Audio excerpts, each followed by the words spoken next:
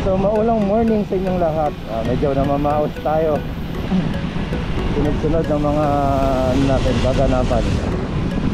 Medyo din tayo nakakapag-video masyado. Okay, so today is Friday, October 3. Grabe ang panahon.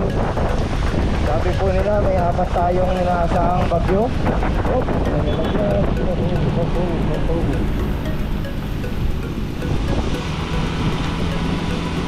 Sabi nyo,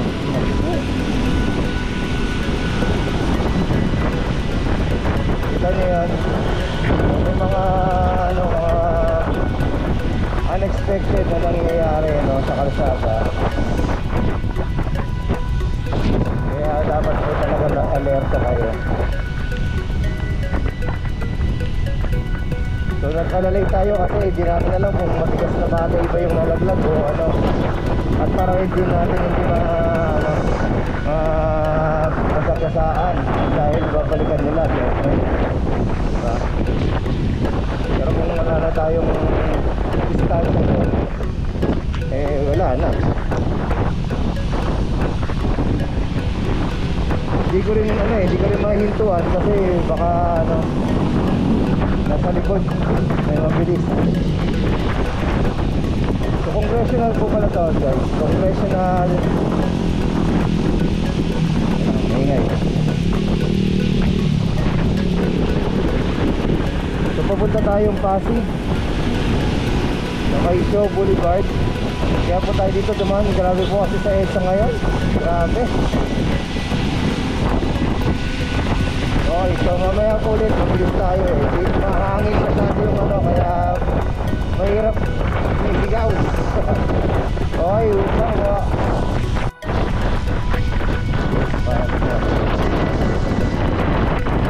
okay, ito po ay tulay papuntang Katipunan. Nice, traffic na. Commonwealth po yan, nakikita nyo. Dito. Ito ang Fairview, hindi ma-traffic.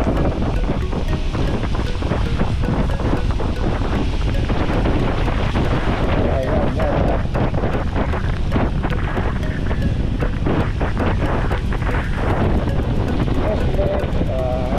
Beauty Diliman, Cubao, okay.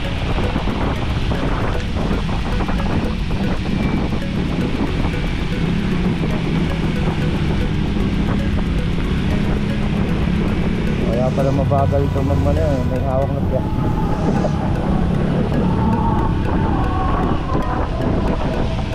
May hawak na siya.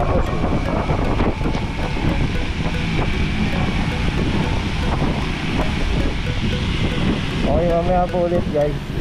Muna tayo. So ito sa dinaanan ko, first time kong dumaan dito na papuntang Pasig, yung yung ganitong papasok talaga. Uy, samurai. Anyway, comparing sa EDSA, dito nakakadaan ng e-bike, motor, cycle, kahit pa paano nakakadaan. Sa EDSA talagang tumutukod Kaya kung kayo po ay papasok somewhere in Ortigas, I think medyo mas practical dito kayo dumaan.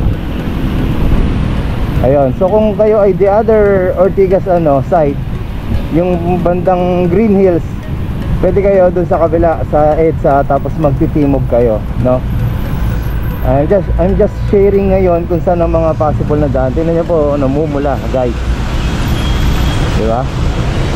Namumula lahat. So kung dito naggaganyan, what more sa EDSA, Okay, so mamaya ulit pag lagpas ko dito, tingnan natin kung saan yung gagaang traffic situation. Okay, thank you. Ayan, so dito lang talaga sa Ateneo St. Mary's or yung Miriam College, nagkakaroon ng traffic dahil sa mga pumapasok na estudyante at hinahatid na estudyante. Kaya ayun na po, dire-diretso na po ulit dito. Ayun, smooth na ulit. Okay, medyo late tayo, kaya nalarga tayo ngayon ng medyo adjust.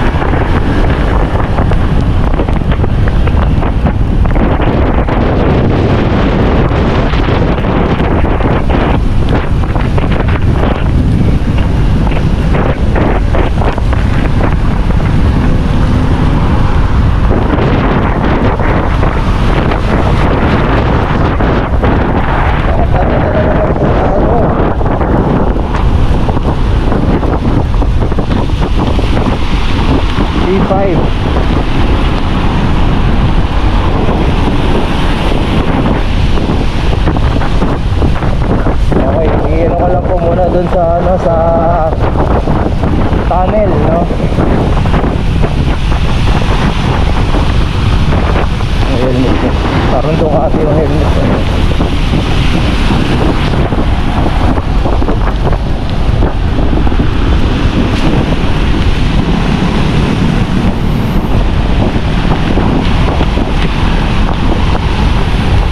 Basta hindi po kayo nakakasagabal sa kalsada, nakakaabala, pwede po kayo sa gitna. Sabihin kamote, sinong kamote sa atin kung ano, kung titignan natin yung pagmamaneho mo.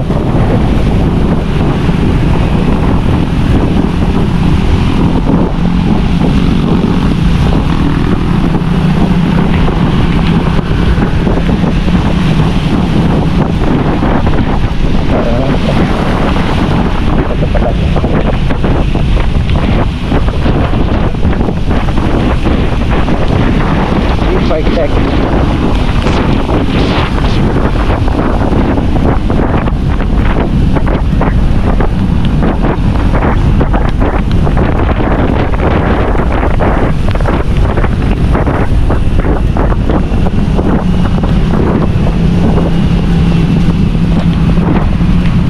Pwede na po kayo sa harapan. Papakita ko po.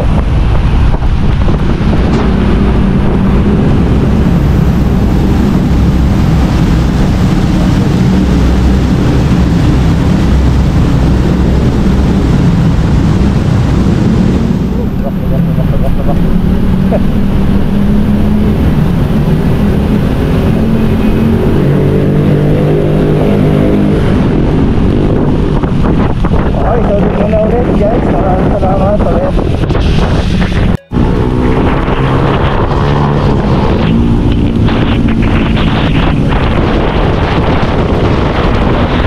C5.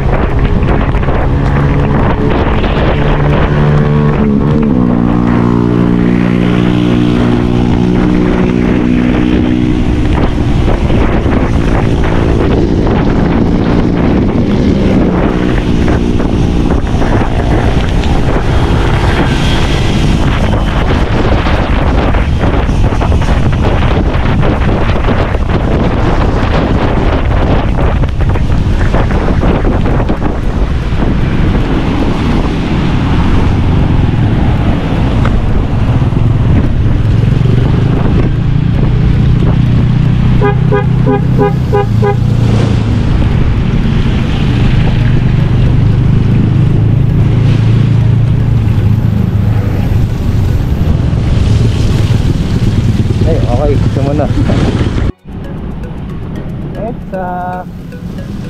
Tayo po ay nasa bike lane.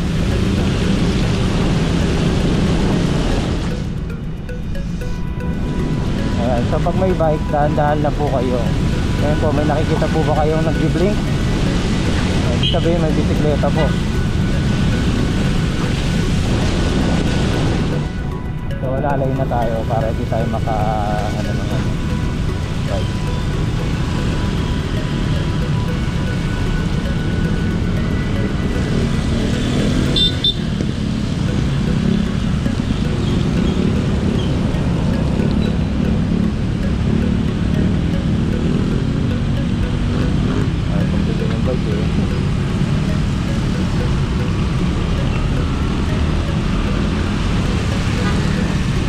Tayo sa ano ulit, maikot tayo sa ano eh, sa bike. Okay.